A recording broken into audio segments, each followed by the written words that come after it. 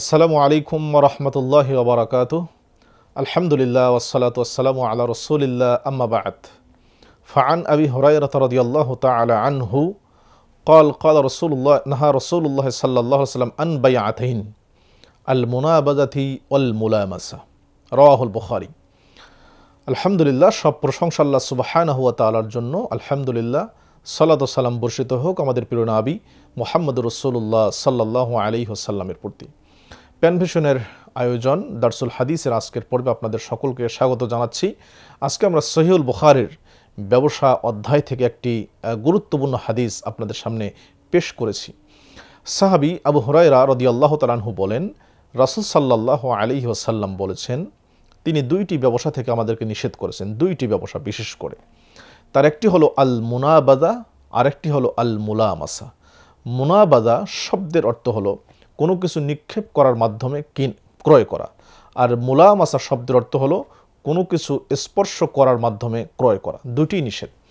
এটার বিভিন্ন ব্যাখ্যা উলামায়ে কেরাম দিয়েছেন। আমরা সহজ করে যদি বলতে চাই তাহলে বলতে হয়, আপনি আপনার ক্রেতার নিকটে বিক্রেতা যদি ক্রেতাকে একটি কাপড় দেয় বা ৩-৪টি কাপড় দেয়, কয়েকটি কাপড় দিল, ক্রেতা যদি একটি কাপড়কে স্পর্শ করে, বিক্রেতা যদি বলে যে আপনি যে কাপড় স্পর্শ করবেন আপনাকে সেই কাপড় নিতে হবে।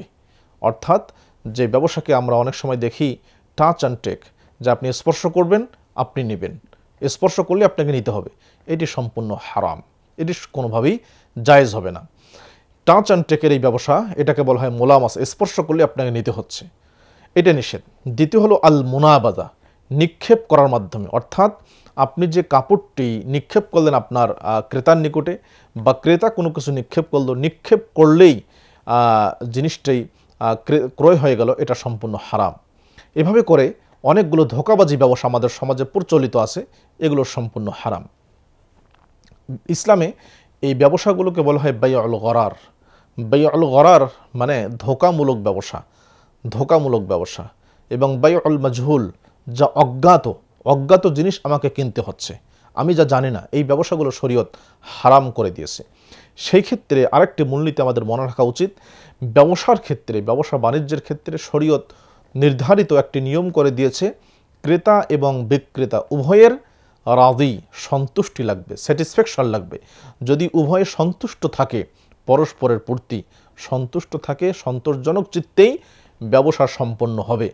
কাউকে জোর করে ব্যবসা করিয়ে দিলে হবে না। আল্লাহ তাআলা পবিত্র কোরআনুল কারীমে এ সম্পর্কে স্পষ্ট বক্তব্য দিয়েছেন। সূরা নিসার আল্লাহ বলেন, ইয়া আইয়ুহাল্লাযীনা আমানু লা তাকুলু আমওয়ালাকুম বাইনাকুম বিল বাতিল ইল্লা আন তারাদিম মিনকুম। তোমরা একে অপরের সম্পদ হারাম বাতিল পন্থায় খেও না, ভক্ষণ করিও না। খেতে পারো সন্তুষ্ট চিত্তে, ইল্লা আন তিজারাতিন আন তারাদিম মিনকুম, ব্যবসায়ের পদ্ধতিতে সন্তোষজনক চিত্তে। কাজেই এই যে মুলামাসা এবং মুনাবাজা, স্পর্শ করলে আমাকে নিতে হচ্ছে অথবা কোনো কিছু নিক্ষেপ করলে আমাকে নিতে হচ্ছে, এটা সম্পূর্ণরূপে ক্রেতার রাজি বা ক্রেতার সন্তুষ্টি থাকে না, তার স্যাটিসফ্যাকশন থাকে না, তাকে এক প্রকার বাধ্য করে এই পণ্যটা ক্রয় করতে হয়। এটা সম্পূর্ণ শরীয়ত হারাম করে দিয়েছে। এরকম আরও অসংখ্য ব্যবসা আমরা সমাজে প্রচলিত দেখি যেগুলো সম্পূর্ণ হারাম।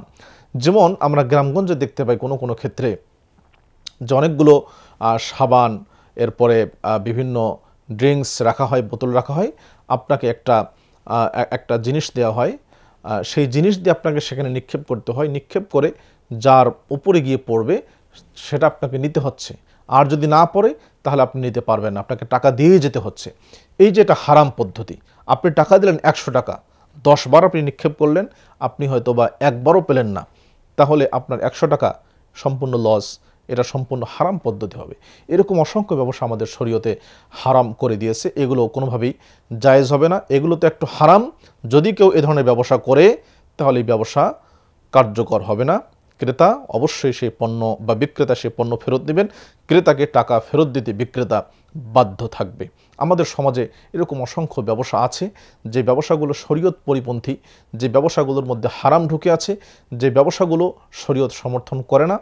আমাদের উচিত ব্যবসায়ী ভাইদের প্রতি বিশেষ করে আমরা অনুরোধ জানাবো, আপনারা এ সম্পর্কে, ব্যবসা সম্পর্কে ইসলামের মূলনীতি কী, ইসলামের শর্ত কী, কী কী শর্ত সাপেক্ষে ইসলাম ব্যবসাকে জায়েজ করেছে, এগুলো জেনে ভালো করে বুঝে আমরা যেন ব্যবসা করি। আল্লাহ তাআলা আমাদের সবাইকে সে তৌফিক দান করেন, আমিন। ইসলামের এই সুন্দর ব্যবসায়িক বিধানগুলো জানার পর যেন আমরা আমল করতে পারি, আল্লাহ তাআলা আমাদের সবাইকে সে তৌফিক দান করেন, আমিন। আজকের মতো এখানেই সকলকে ধন্যবাদ জানিয়ে শেষ করছি। আসসালামু আলাইকুম ওয়া রাহমাতুল্লাহি ওয়া বারাকাতুহু।